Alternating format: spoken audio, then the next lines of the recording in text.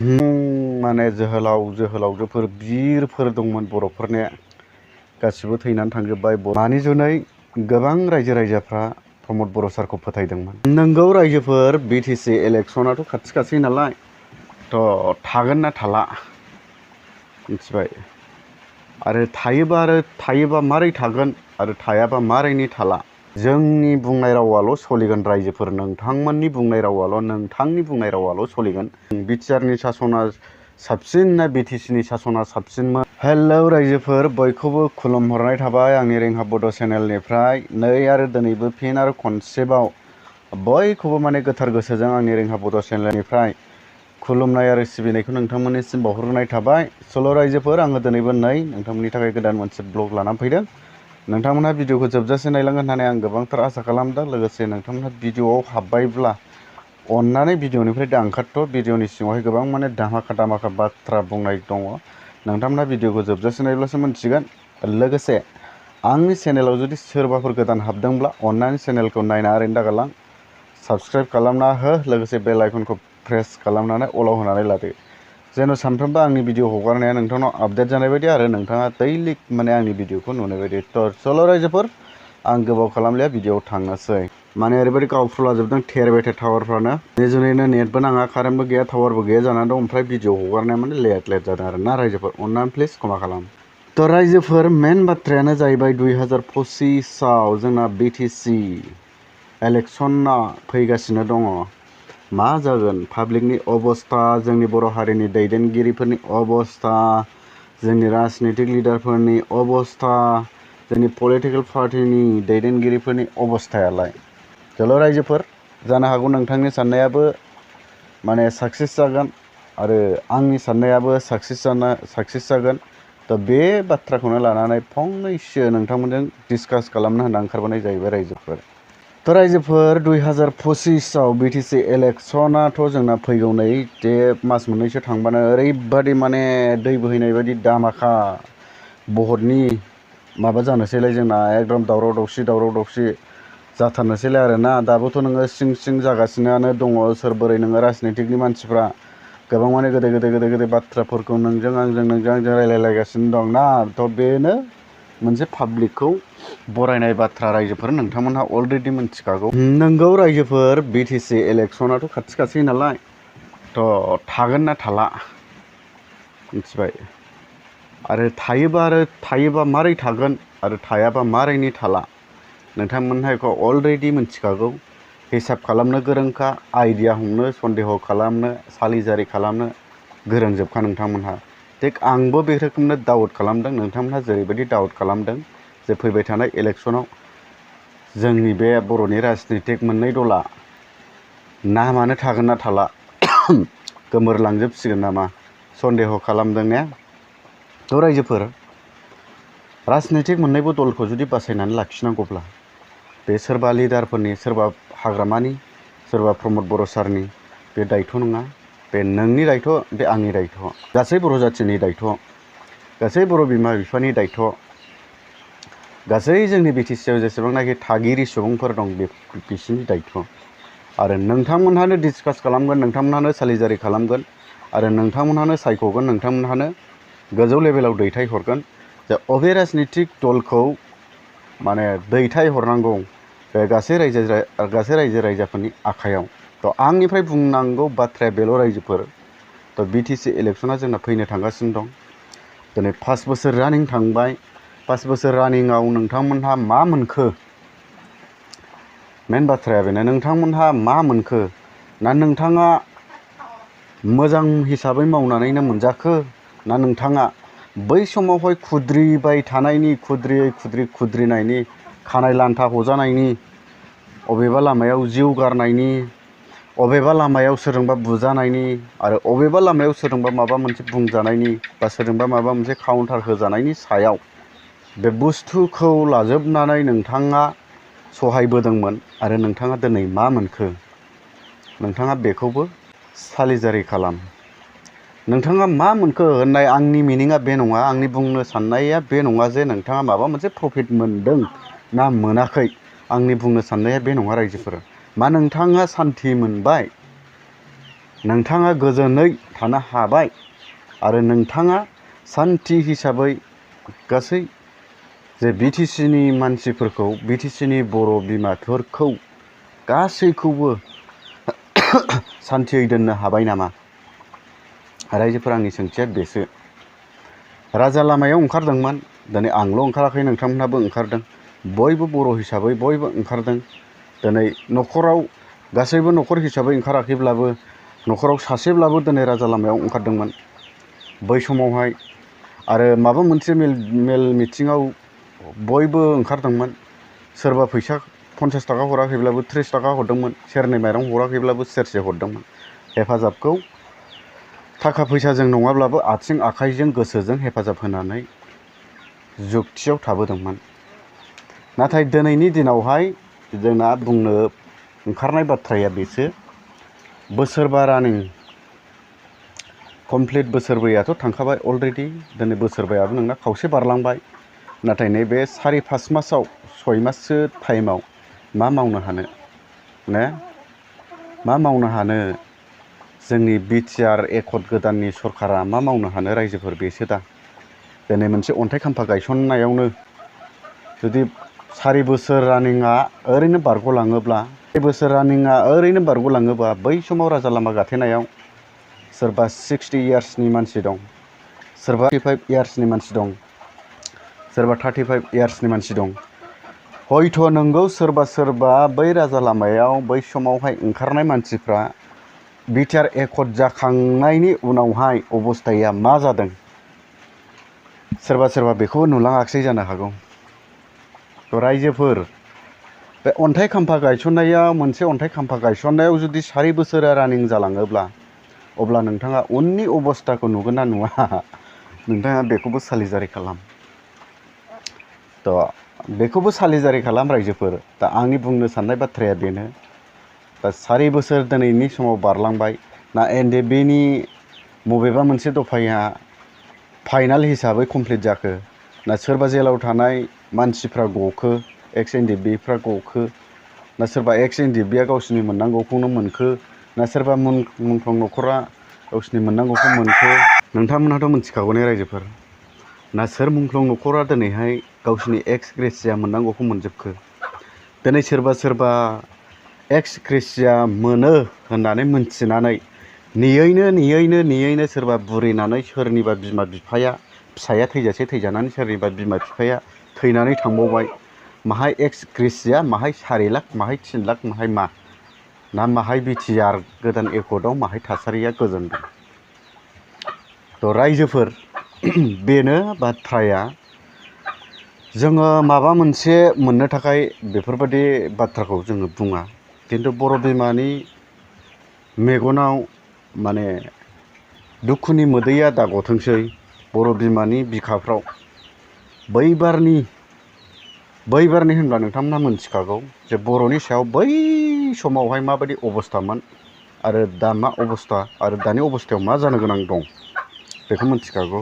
आंनि बुंनो बाथ्राया बेसो, जिहेथु बर' बिमानि बिखाफ्राव सिगां जा दावदाब खानानै थाबाय दुखु दाहाफ्रा बर' फिसाफोरनि जुनैहाय, गावनि फिसाफोरनि जुनै, बेफोर दावदाबफ्रा माने दानि अबस्थाखौ नुनानै, गोजोन थासारिखौ नुनानै जेन' गोजोननाय फैयोमोन। ना दिनै गोजोननाय दं, ना दिनै गोजोन थासारियानो दं, ना माबा मोनसे डेभेलपआनो दं, ना माबा मोनसे खामानियानो मावफुंजादों। बेफोरो गोबां माने बर' जाथिनि थाखायहाय गोबां दुखुनांथाव बाथ्रा। आरो बर' जाथिनि थाखायल' जोङो बेखौ बुंनो हाया। बे बुस्थुआ सोरबा राजनैतिक दलनावबो क्लेम गोलैयो। दिनैहाय मा अबस्था, आरो जोङो बिटिआर एकट जानाय लोगो लोगो मा जागोन सानदोंमोन, जोंनि काउन्सिलावहाय जोंनि बर'फोरनि जायगायाव माबायदि थासारि जागोन, माबायदि डेभेलपफोरा जागोन, ओरैबायदि सिमां सुजुदोंमोन बर' बिमाफोरा, बर' बिफाफोरा। माने प्रमद बर' सारनि बुंनाय बाथ्राफोरखौ लानानै, प्रमद बर' सारनि होनाय जे जबानफोरखौ लानानै, प्रमद बर' सारनि जे खोथा बाथ्राफोरखौ लानानै, ओरैबायदि माने गोदै बाथ्राफोर प्रमद सारा बुंदोंमोन। नंगौना नङा जिखुनु जा 100आव जुदि बियो 80% खामानिखौ जुदि बर' बिमाफोरनो मावफुंनानै होयोब्ला मा जागौमोन? फोथायजानाय फैबायमोन फोथायजानाय फैबायमोन। आं बुंदोंना जोंना गोबां माने जोहोलावजोफोर बिरफोर दंमोन बर'फोरनिया गासिबो थैनानै थांजोब्बाय। बर'फ्रानो गाव गावनि सुथुर जानानै गासिबो माने नस्थ' खालामनानै लाजोब्बाय। थिग बेनो आरोखि ना बाथ्राया। प्रमद बर' सारा बैबाराव बुंदोंमोन जे कारिगावआव दाबो गोसोआव दं आङो, ओरैबायदि बाथ्रा बुंदोंमोन ससियेल मिडियायाव प्रुफ जानानै थाबाय। दिनै बे जुदि बाथ्रा बुंनायफोरखौ जुदि माखासे खिनिखौ बर' बिमा बिफानि सिगाङाव जुदि मावफुंनानै होनायमोनब्ला, आं भिडिअबो खालामखांखाबाय जे 50 बोसोर इलेक्सन गेलेनाङा, सरखार सालायबाय थागोन प्रमद बर' सारा होननानै। आंनि बुंनाय बाथ्राया आं सानो भुल जायाखै होननानै। मानि जुनै गोबां रायजो राजाफ्रा प्रमद बर' सारखौ फोथायदोंमोन। दिनै नस्थ' जाजोब्बाय। बर' बिमानि बिफानि जुदि मिजिङा, थांखिफोरा, प्रमद बर'खौ थफ्ला थफ्ला फोथायनाय जे मिजिंफोरा, बेफोरो थेर बेथेर जालांजोब्बाय। थागोन ना थाला UPPL BPF पार्टिया जोंनि BTC आवहाय राजखान्थि दल नाम हिसाबै सिन्था जानो गोनां। दिनै 6 मास 7 माससोल'सै BTC इलेक्सना फैबावगौ।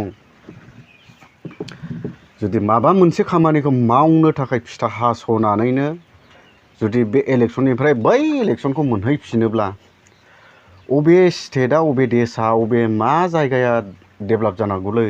दिनै बड'लेण्डथ' मोनबावाखै, सेपारेट स्टेट दिनै मोनबावाखैसो। नंखाय फिसा काउन्सिलखौनो जुदि खालामनो हायाब्ला, सुइजारलेण्ड खालामनो हायाब्ला, होमब्ला बड'लेण्ड मोनब्ला खि मायाव ओरैबायदि गुलाय गुजाय जागौमोनलै। बड'लेण्ड मोनब्ला, फुरा सेपारेट स्टेट मोनोमोनब्ला ओरैबायदि हांगामा दावराव दावसिसो जागौमोन।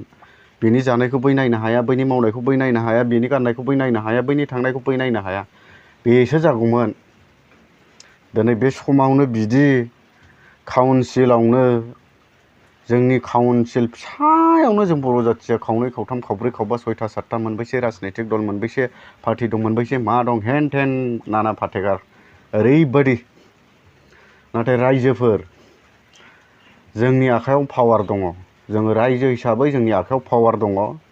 आरो सोरबा प्रमद बर' सार होननानै बुंब्लाबो, सोरबा हाग्रामा सार होननानै बुंब्लाबो ना बिसिनि पावारा सलियो, ना बिसिनि बुंनाय रावा सलियो। जोंनि बुंनाय रावाल' सलिगोन। रायजोफोर, नोंथांमोननि बुंनाय रावाल', नोंथांनि बुंनाय रावाल' सलिगोन, नोंथांनि पावाराल' सलिगोन। नोंथाङा जुदि गावनि आथिङाव गसंनानैनो, गावनि आगानावनो गाम गसंनानै थानानै जुदि माखासे खिनि खामानिखौ मावोब्ला, आरो नोंथांमोनहा रायजोफोर दिनैनि दिनावहाय फैबाय थानाय इलेक्सनाव बिराद गुलुं गुजुं जानो थांगासिनो दं जोंनि BTCआ। नोंथांमोनहा सिन्था धारना खालाम, जोंबो खामला मावनानैनो जायो, जोंबो खस्थ' खालामनानै जायो, सम मोनब्ला भिडिअ खालामो। थाखा फैसा मोननो थाखाय दिनै ब्लग बानायाखै, भिडिअ बानायाखै।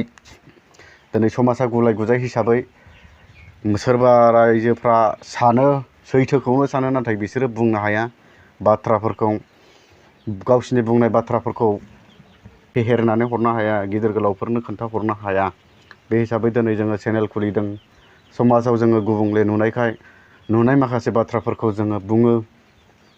दिनै जोङो बेफोर भिडिअ खालामनानै थाइसेबो फैसा मोना, थाइसेबो जेबो मोना। रायजोफोर, BTC इलेक्सना फैनो थांगासिनो दं। बिराद गुलुं गुजुं जानोसै। नोंथांमोनहाबो सिन्था धारना खालाम।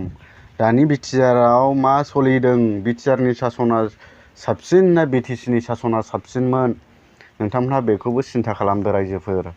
दिनै जुदि जोङो रायजोआ थिग जायाब्ला, रायजोफोर नोंथांमोनहाबो सिन्था खालामनो गोनां मोनसे बाथ्राया खाथां जागोन।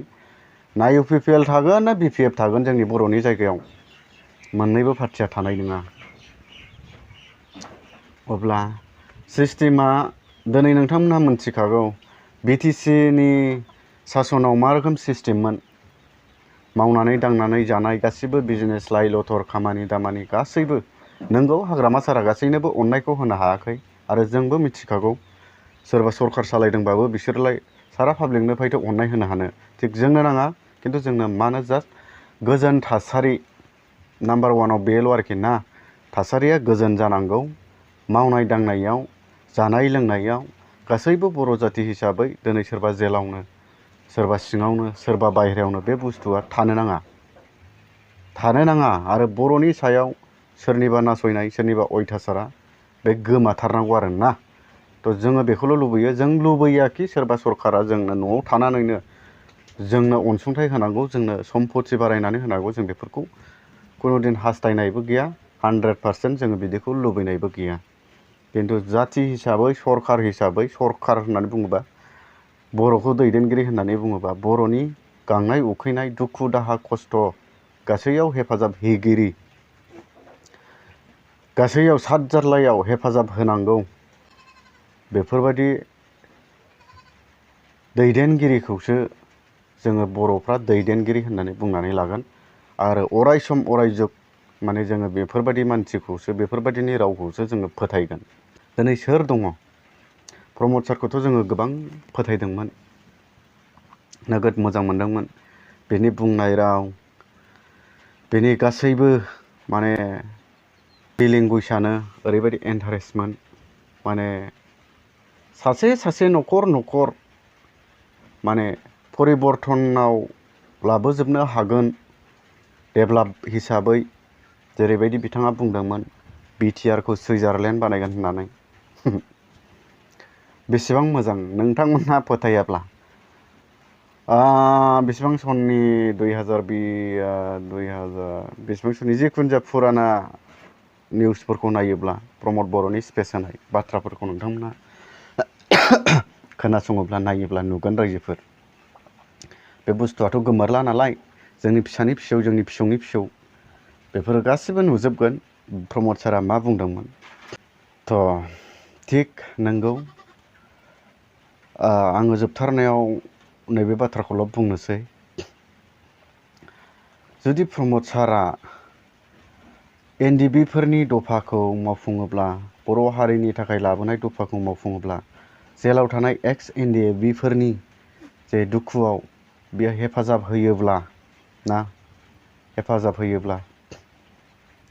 बेल' अब्ला सोर प्रमद बर' सोरबा जुदि प्रमद बर' सारखौ रागजों दुखुजों दाहाजों सिनायाखैब्लाबो निस्सय सिनायगोन प्रमद बर' सारखौ आं बे बाथ्राखौ बुङो आरो रायजोफोर स्ट्रं जा स्टेन्ड जानो हास्थाय रावनिबो खोथाखौ दाफोथाय सोरबा लिडारनि खोथाखौबो नोंथाङा दाफोथाय नोंथाङा गावनि अनथरनि गावनि गोसोआव मा बाथ्रा बुंदों समाजखौ नायनानै बिटिसि काउन्सिलनि फिसा बुहुमखौ नोंथांमोनहा गावनि गोसोजों गिदिंनानै नायजोबनानै नोंथाङा सालिजारि खालाम आरो नोंथाङा गावनि आखायावनो गावनि पावारखौ ला आरो नोंथाङा गावनि गोसोनि साननायखौ फुरा खालाम आंनि बुंनाय बाथ्राया बेनो रायजोफोर निस्सय दिनैनि बे भिडिअ'आव आङो मोनसेबो गोरोन्थि बाथ्रा बुङाखै जानो हागौ खिन्थु प्लिज जुदि आङो गोरोन्थि बाथ्रा बुंफ्लांबायबा सोरबा रायजोफोरनि सिगाङाव आरो सोरबा लिडारनि सिगाङाव आरो सोरबा राजनितिक दलनि सिगाङाव